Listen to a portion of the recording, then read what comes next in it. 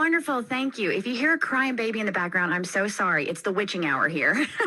Is that your baby? How old are they? He is 8 months old. Oh, bless. Well done. Congratulations. Thank you. And from one boy mom to another, I have to know, after your son Angelo watched you perform for the very first time, what did he say to you afterwards? He wanted some Pringles. He came to my, my trailer. My dressing room was in a trailer. And he's like, can I have some more Pringles? It was very cute. I think he was definitely really proud of me. I think he was a bit speechless, like not as in like, oh my gosh, but more just like, he doesn't know what to say, to something like that. It was his first ever time, but it was definitely more poignant for me, I think, than for him. He's so chilled out and he's really into his own little thing, but it meant the world to me that he came. Hi, Adele, it's Bert. I was just changing the clothes of my dryer. Hi, how are you? I'm good. How are you? I'm good, thank you. Thanks for having me. Congratulations. Album coming out today. Are the days and weeks leading up to a release a little bit like the days and weeks leading up to the birth of a baby where you're like, I just want this out? Yes, definitely. More because, I'd really hoped it would come out last year. But luckily I've been busy enough, in sort of recent months to not really notice what week we're in, and stuff like that. And so my nerves about the album coming out aren't really existing, to be honest with you. I really do want it out. Yes, I guess it is a bit like a baby.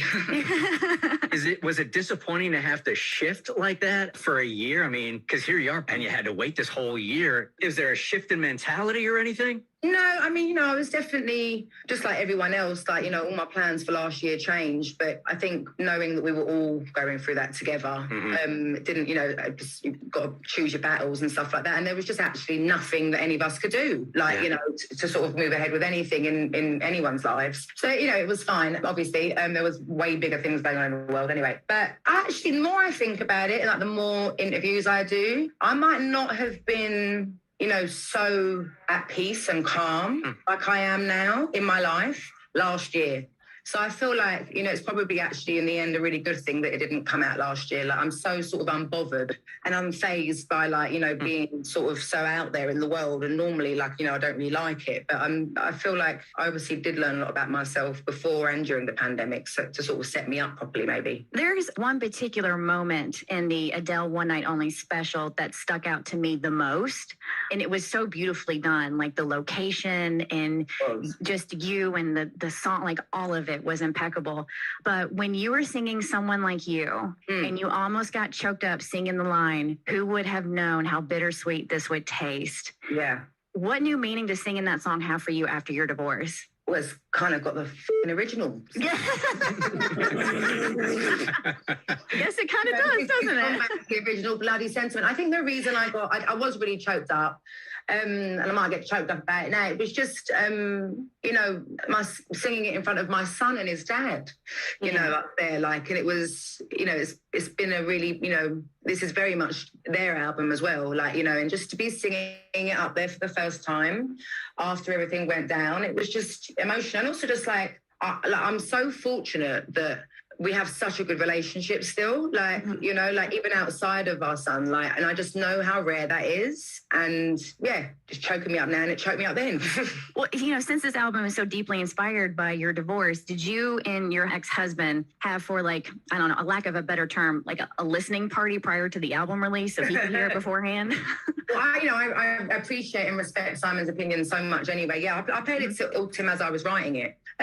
Just to get his opinion on it as well. He really loves music. He's also got a different kind of ear to music than I do. He doesn't really hear lyrics at first. It's all about how the overall sound of a song makes him feel. And it's a very different listening experience for him. So I've always really respected and been curious about his opinion on even other people's records and stuff like that. But I mean, they came to a couple of listening parties that I've done and stuff like that. But no, they heard it the whole time from the beginning. And Angelo, I always get excited when I get home with a demo that I like and I want to play it to anyone that will listen.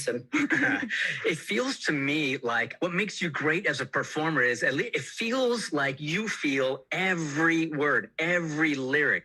And when you come out with an album like this that's so emotional, how are you going to get on stage and relive this over and over and over again with the same emotion in every song?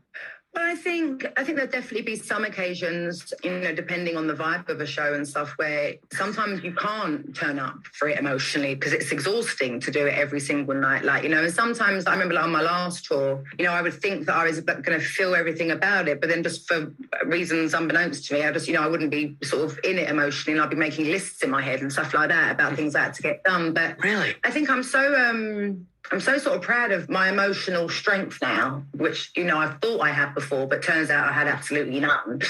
I think I'm not frightened of everything that I've just been through, and if I didn't want to be emotionally connected to these songs for the next sort of couple of years of my life in person, then I certainly wouldn't have put it out.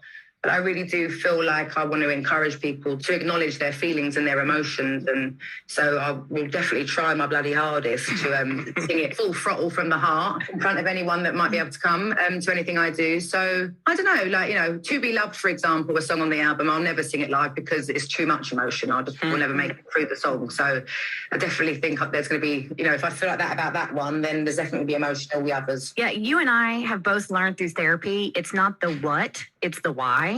It's not what emotion you're feeling, but it's why you're feeling that emotion, which I think is so incredibly important. Are tears a badge of honor at your concerts? Like when you're performing and people are crying, are you like, got her, haha, made that bitch cry? No, it's so hard when someone cries at my shows because seeing anyone cry makes me so emotional. Even if it's someone's crying from happy tears, it just makes me so I'm such an empathist. It's ridiculous. But I definitely, like I said, I really encourage people. This is how I feel in general. I really hope and wish people could really access themselves a little bit more, especially in this day and age, when we're all sort of encouraged to do the opposite. So I like it when someone is letting something out at one of my shows. It makes me feel like my job's done. Well, yeah, I don't think this is any secret, but I think people appreciate your vulnerability. I know when I was watching the interview the other night and you were singing, I just felt like I went through all of those emotions in my divorce also. I felt like I am Adele. Adele is me. And I think that's why people connect with you and love you so much. And thank you for speaking your truth and being so honest about it. Oh, no, thank you very much. I'm so glad you just said that. Yeah, I think sometimes it's just we all feel so not seen, when we're going through something that's sad and negative and lonely and stuff like that. And, obviously including me very, very much. And it's just, my friend sent me some lovely screen grabs of some tweets and stuff that people put out, during the show. I didn't watch the show. I just hid in the cupboard for while it was on and turned the phone off. Really? But some of the, there was one of this sort of 40-year-old guy, who felt really unloved by his dad when he was little, and it's really messed with him. And he was just, saying thank you from 7-year-old me too. And it's just beautiful, really, really, really moved me very much. And anytime, I spoke to so many people when I was going through my divorce, friends, and also anyone, if someone's like, oh, I've got this friend that's divorced, blah, blah, blah. Do you want to, I'll be like, yes, I want to bloody talk to them. What's it like having shared custody and stuff. And it just, I always just felt so much better when I would speak to somebody that at least had their own experience of what I was going through, but that had been through it. It just made me feel okay, I'm going to be all right. I'm not the only one that's going through this. That's how we all feel when we're in things like that, that no one else has ever felt like this. It can't be Sure. The world's ending. And it's so many people feel like that about so many things, and it's wild when you are able to see that clearly. Well, the album comes out today. It is called 30. Get your hands on it. The whole country, the whole world is going to be listening to it today. Congratulations on all the success, and I wish you the best in the future as well. Thank you, guys. That was a really lovely interview. Thank you. Thank you so much.